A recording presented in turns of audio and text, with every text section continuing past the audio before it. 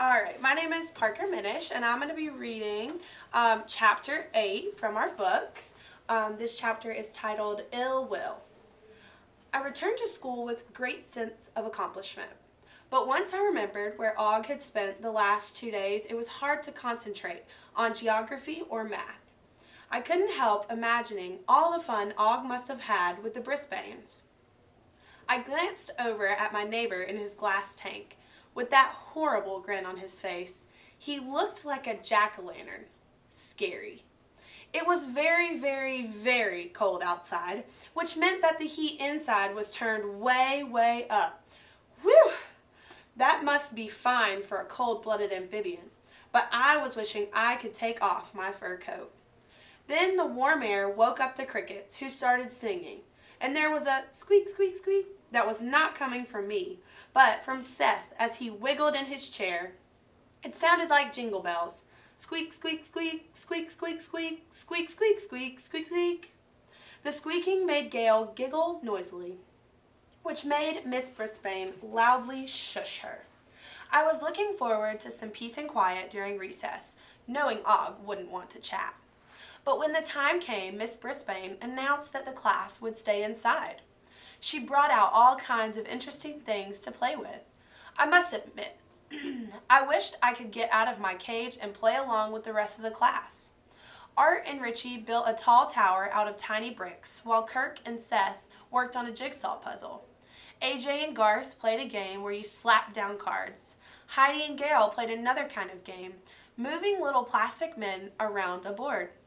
Mandy, Saya, and Miranda came over to ask Tabitha to play with them. She didn't even look up, she just shook her head. I don't know why we even try to be friends with her, Mandy whispered to the other girls. Saya just sighed sadly. I knew how she felt.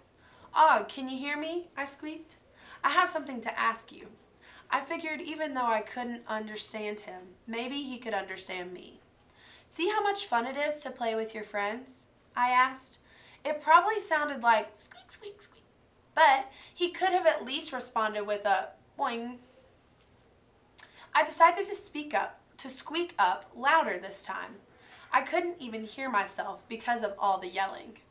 Yelling? I looked around to see who was making all that noise. It wasn't lower your voice, AJ, or repeat it please, Richie. It was Gail. She had stopped giggling and started shouting. The person she was shouting at was her best friend, Heidi. You cheated! I saw you! She yelled. I didn't, Heidi said. I wouldn't cheat. You must have. You always win. I'm never playing with you again, cheater, Gail shouted. Miss Brisbane quickly moved toward them. Girls, please. I didn't cheat, insisted Heidi. I'm not a cheater. Gail put her fingers in her ear. Did too, cheater, cheater, cheater. Everyone else in the class stopped playing and stared at the two girls. Miss Brisbane was right between them now. Girls, please calm down and be quiet. Heidi and Gail were quiet, but they glared at each other angrily. Tell me what happened, Gail, calmly. Gail wiped away some tears.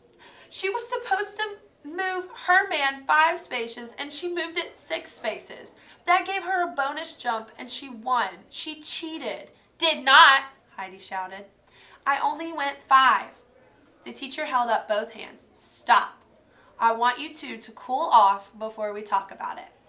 You're such good friends. Let's work this out. She's not my friend anymore, said Gail. She was crying harder. Thank goodness, Heidi shot back. Because I can't stand you, crybaby. Cheater. Miss Brisbane shook her head. Heidi, you go over there by Humphrey and Og, she said firmly. Gail, you go sit at my desk. Try and settle down. The girls did as they were told. I think they were glad to get away from each other. Soon, Heidi was leaning up against the table where Og and I have our homes. Crybaby, she whispered so softly only we could hear her. It was hard for me to believe that Heidi would cheat her best friend. It was hard for me to believe that Gail would lie about Heidi. I thought friends always got along no matter what. First, all she does is giggle. Now all she does is cry, Heidi muttered. At Miss Brisbane's desk, Gail glared over at Heidi and wiped away a few more tears. When recess was almost over, Miss Brisbane took the two girls out into the hall to discuss the argument. They came back in and quietly returned to their seats, but as soon as Miss Brisbane turned her back, I saw them stick their tongues out at each other. Maybe friendship wasn't all it was cracked up to be. It was snowing by afternoon recess, so Miss Brisbane divided the class into 4 teams. Each team had questions to answer. They had to decide as a group what the answer should be. Miss Brisbane kept score. She wisely put Heidi and Gail on different teams so they wouldn't argue or make faces. Both their teams lost. The winning team had Miranda, Kirk, Seth, and Tabitha on it. And to my surprise, the reason they won was Tabitha. Miss Brisbane asked each team questions about all kinds of things. Flowers, books, poetry, sports, animals. But not hamsters, I'm sorry to say. And countries. Nobody knew much about flowers. Everybody knew a lot about animals. Saya was one of the best at answering questions about countries. Would you believe there's a country with a capital called Tekabluka? I had to write that one down. But Tabitha was the best at answering questions about sports. She knew soccer teams, volleyball rules, and golf champions. The boys all seemed amazed. As the quiz went on, there seemed to be more and more questions about sports. Maybe that was an accident, but when Miss Brisbane is involved, things don't usually happen by chance. By the end of recess period, Tabitha's team had scored 40 points.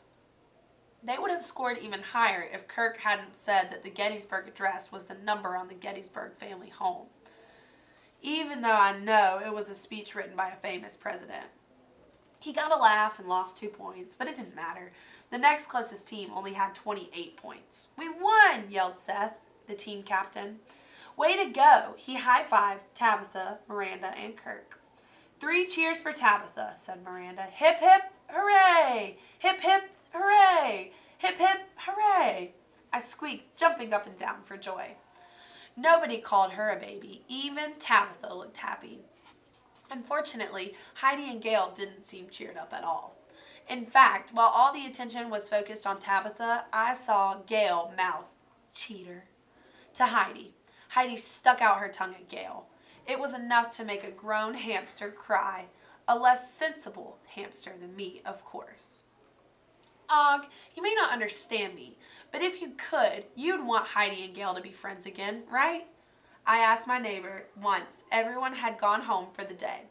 I didn't expect him to understand me. I was just thinking out loud. I was amazed to get an answer. Boing! Og jumped straight up and down, over and over again. I didn't know if he had sat on a tack or eaten something that didn't agree with him. Og, are you all right? Boing, boing, he said, boing. I jumped up and looked over at him. I was pretty sure he was agreeing with me. "So what are we going to do?" I asked him. "How can we help them?" As abruptly as he began, Og stopped bouncing and boinging and sat as still as a rock as usual. I was discouraged and puzzled too. Either he didn't have any ideas or he'd given up on trying to get me to understand him. I felt we both had failed. Finally, I spoke again. They sure were good friends. Og stayed silent the rest of the night.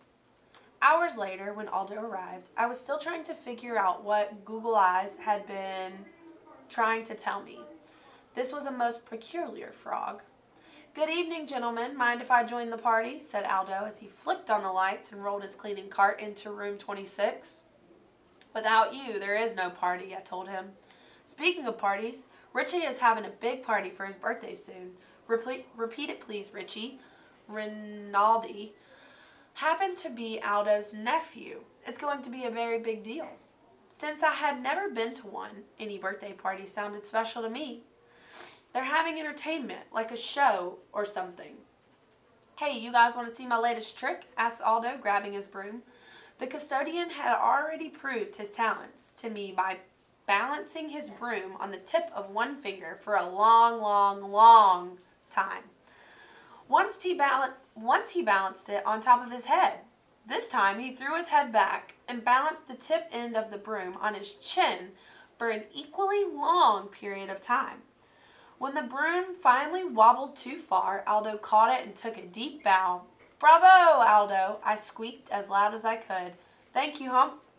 He glanced at Og. "What's the matter, Froggy? You don't like tricks?" "It's not you," I said softly. "It's him." Aldo grabbed his lunch and pulled a chair close to my cage. "Aw, it's just a silly trick. I'm not good at anything useful." "Not true," I argued. Aldo took a sandwich out of his bag and began chewing on it. "No, Hump, I've been thinking about it a lot." Because of this, he pulled a piece of paper out of his pocket. "This is the application for City College. If I want to go there, I have to fill it out." So I wrote my name, address, all that. When I got to the part that asked what I want to study, I got stuck, he explained. "I'm practically middle-aged, and I still don't know what I want to be when I grow up." Aldo put down his sandwich and stared at the application. "I'm not sure what I'm good at. I thought of being a teacher, but I don't know. Would the kids like me? Am I smart enough to be a really good teacher?" "Yes, be a teacher, please," I insisted. For once, Aldo didn't seem to hear me. "Besides, they want a letter of recommendation from somebody important. Somebody who believes I can succeed," said Aldo. "I'll do it," I assured him, but he wasn't paying attention. "I'm just not sure." He tossed his lunch bag back onto the cart. "Don't think I forgot you, pal," he told me as he dropped a small piece of carrot in my cage. "Thanks a heap," I squeaked. "You're welcome," Aldo replied. At least he understood most of what I said. One thing I understood, it was time for me to take action. And that's all of chapter 8.